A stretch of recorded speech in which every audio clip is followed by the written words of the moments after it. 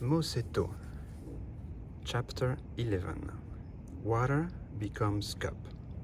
Huh? Nacho frowns. What do you mean you'll give them bigger?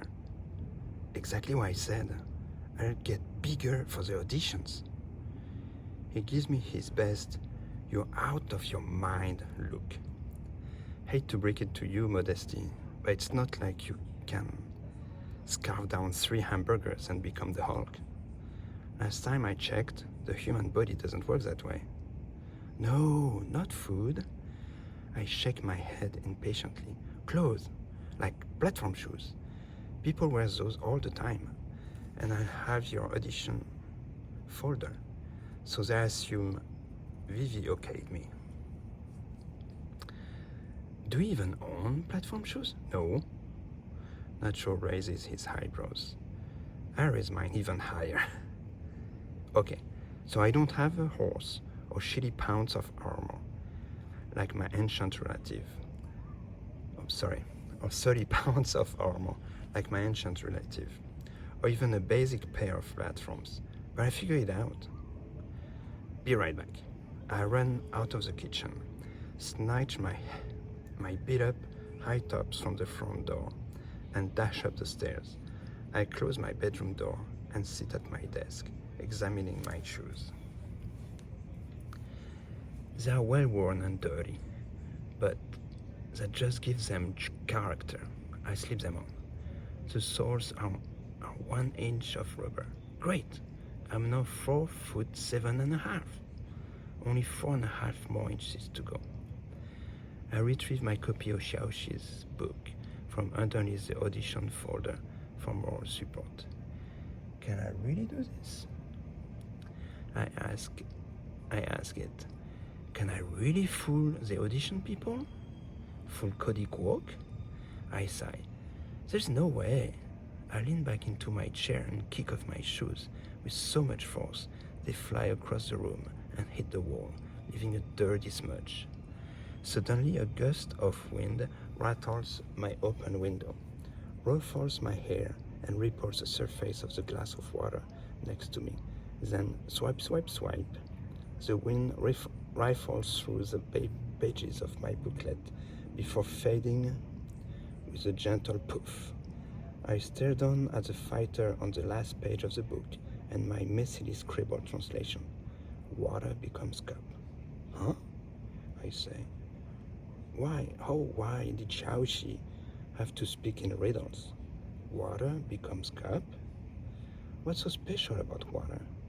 I stick my finger into the glass and the water parts around it. I whirl my finger until the water turns into a mini tornado and splashes onto my desk, and the droplets flatten against the smooth surface. The remaining water inside my glass quickly settles back to being all calm and glass-like. It hits me. Water is formless. It changes shape depending on its surroundings. Water poured onto a desk takes on the flatness of the desk. Water poured into a cup takes on the shape of the cup. Another breeze flutters the audition poster at the edge of my table, making it look like Cody Kwok is waving at me. What would Cody Kwok do? Cody is confident and courageous. He wouldn't let a minor detail like size prevent him from achieving his goal. Neither did my ancestral grandmother. I need to be like water and become a cup. I need to become a martial arts movie star. I slip Xiaoxi's book onto my desk drawer and scan my room. There, a pair of dirty socks that just meets my laundry hamper. I scoop them up and stuff them into the heels of my high tops. I step in, taller, yes, but I try to walk and nearly roll my ankle. Too unstable. Next, I try a fistful of cotton balls. Too soft. A triangular tube of hand cream. Too hard. My forgotten PB&J sandwich. Too smushy and gross. I'm sitting on the floor holding my teddy and a pair of scissors trying to decide if Teddy's legs would make optimal wedges when Nacho opens my bedroom door and walks in with a "what's taking you so long" snip. Teddy's leg falls onto the floor. Nacho's eyes bulge. He stumbles to a stop, holding his palms up. "I know you're disappointed about the audition's modesty, but I need you to drop the scissors and step away from the bear." I roll my eyes and wave my scissors at him. Nacho runs out the door. "It's not what you think," I call after him.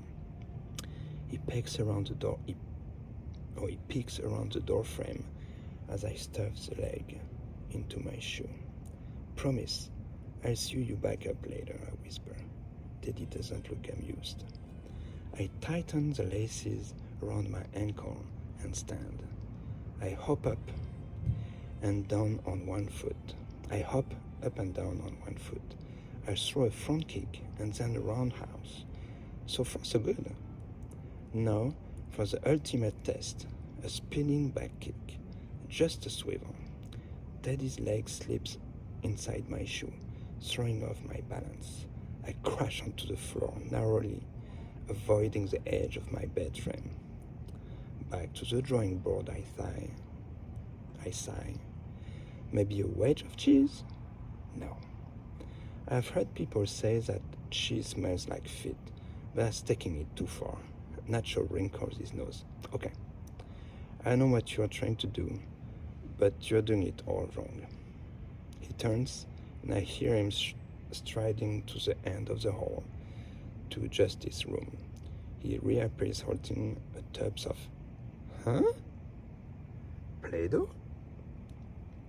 "Yeah, we need some kind of mold to hold your foot in place. Also," he plucks my pillow from my bed and picks up my scissors. Half an hour later, I'm examining myself in my full-length mirror, wearing my old, beat-up high tops, looking incredibly normal, just a girl in her old, beat-up high tops. That's not reflected in the mirror. What's not reflected in the mirror is a fluttery, fizzy feeling inside me, and the mashup of memory foam and Play-Doh filling every nook and cranny inside my sneakers, cradling my foot like a hug. This is amusing. I bounce up and down. I throw kicks, spinning kicks, hook kicks. I pivot, I jump. My shoes stay in place like they're an extension of my leg. "Nacho, have I ever told you how brilliant you are?" For a second, Nacho's face glows. Then he smirks. "No, but keep going. I've got all day." I swat his arm and he laughs. "Nah, but seriously, it was your idea in the first place," he says. Then I take it back. I am brilliant. 4 feet and 11 inches of sheer brilliance. When we measured me against the height tape next to my closet, I was close to, but not quite, 5 feet. It was the highest we could go without my foot popping out of my shoe.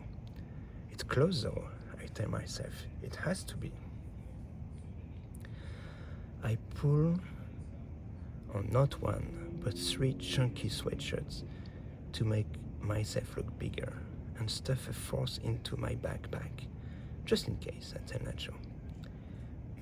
In case the sun stops working and the world freezes over, Nacho says. Already bits of sweats are pulling on my forehead, but it's okay. I'm taller and higher, and the casting director won't be able to say anything. Wait, the casting director. My heart dips. What if Vivi Michaels is there and she recognizes me? What if she remembers that she already rejected me a while? Another gust of wind sweeps up. This time it doesn't just ruffle my hair. It whips my strands around my face like they're a shaggy whirlpool. I love my long hair. It's like a security blanket, comforting, something to hide behind. Whereas there is no hiding anymore. I know what I have to do. I snatch up my scissors, gather my hair into a ponytail and cut. Nacho's jaw drops. I throw the clump of hair into the empty waste bin. It goes swoosh and lies at the bottom like a nest. I cut again and again and again until my hair is at my ears and my bangs fall straight down over my forehead, almost covering my eyes. Nacho is doing weird, twisty thing with his lips, like he's trying to keep a straight face. Hi,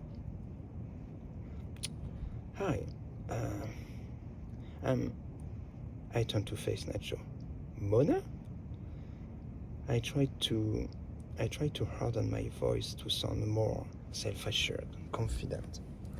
But my shoulders sag, and I can't help feeling like a kid playing dress-up.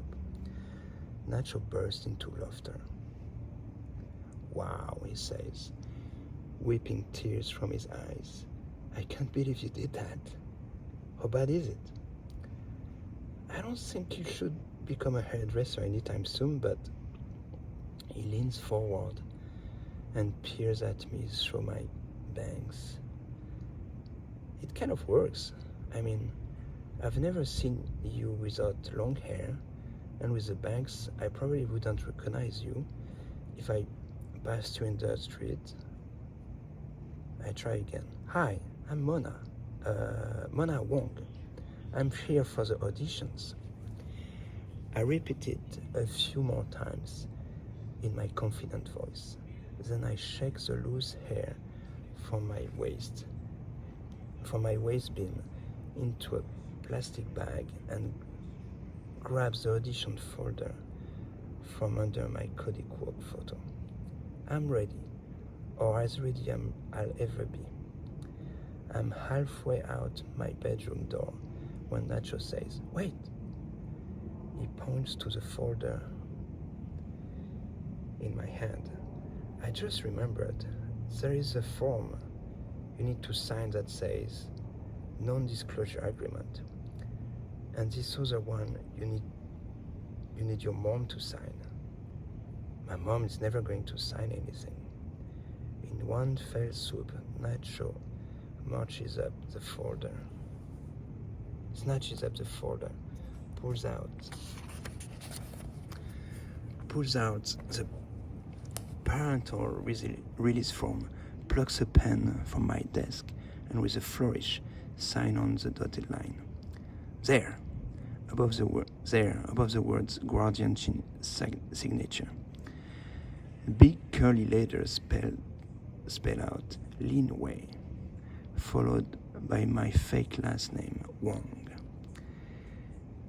He's added tiny stars around the L's